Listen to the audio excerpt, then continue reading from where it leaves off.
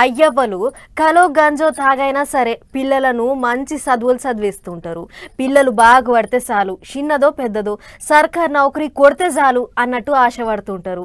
ఎంత తిప్పలైనా సరే, లేని సంసారం అయినా సరే పిల్లలకు లోటు లేకుండా చూస్తుంటారు. కానీ గంత తిప్పల వాడి చదివిస్తే కూడా నిన్ని అలా ఫలితం లేకుండా పోతున్నది. ఇక చూడుర్రి ఎట్లున్నదో గోస. పోటీ పరీక్షలో గ్రూప్ 1 ఖచ్చితంగా నేను సాధిస్తామా అని ఎన్నో పండగలు పంపాలు అన్నిటిని పక్కన పెట్టి ఈరోజు 368వ ర్యాంకు సాధించుకున్న పిల్లవాడికి 3 కోట్లు 6 కోట్లు ఎక్కడి నుంచి వస్తాయి సార్? ఒక్కసారి ఆలోచించండి మీరందరూ. రాత్రనక పగలనక తిప్పల పడి చదువుకొని ర్యాంకులు కొడితే ఉత్తగా 3 కోట్లు ఇచ్చి కొనుక్కునరని మాట్లాడుతుండ్రు. ఏమన్నా న్యాయమేనా అని అడిగింది అక్క.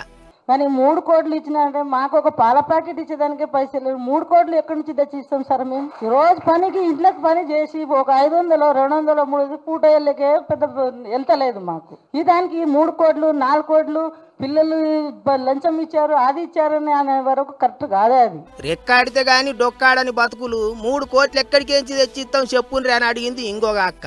గ్రూప్ 1 పరీక్షలు రాసి మంచి ర్యాంకులు తెచ్చుకున్న వాళ్ళ తల్లిదండ్రులు వీళ్ళంతా. ఇప్పటికే గ్రూప్ 1 పరీక్షలు చక్కగా పెట్టలేదు, పేపర్లు చక్కగా దిద్దలేదని కొంతమంది కోర్టుకు ఎక్కితే ఫలితాలు వచ్చి రేపో మాపో కొలువులకు ఎక్కుతారనంగా అంత రద్దు చేసిండ్రు కోర్టు సార్లు. అదట్లుంటే పైసలిచ్చి కొలువులు కొనుక్కున్నారని మాట్లాడుడే చాలా మందిని బాధ పెడుతున్నది. ఓ పూట తిని ఓ పూట తినక పొలగాన్లను చదివించుకుంటే గిట్ల బటగాల్సి మీద ఎత్తుండ్రు. ఎంత కష్టపడితే ర్యాంకులు వస్తాయి అని అడుగుతుండ్రు అయ్యవ్వలు. అంతేకాదు రాజకీయ వ్యవస్థలో వేసుకోండి, విద్యార్థుల మీద రుద్దకండి దయచేసి. నేను ఏ పార్టీని ఉద్దేశించి మాట్లాడట్లేదు. నా పిల్లల భవిష్యత్తు గురించే, మా ఇక్కడ ఉన్న అందరు తల్లిదండ్రుల పిల్లల భవిష్యత్తు గురించే మాట్లాడుతున్నాము గదా అన్నట్టు.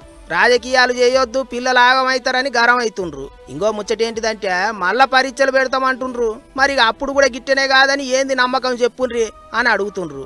ఎంత తిప్పల పడి చదివిచ్చినా ఫలితం లేకపోయా కదా అని మస్తు బాధపడుతుండ్రు తల్లిదండ్రులు.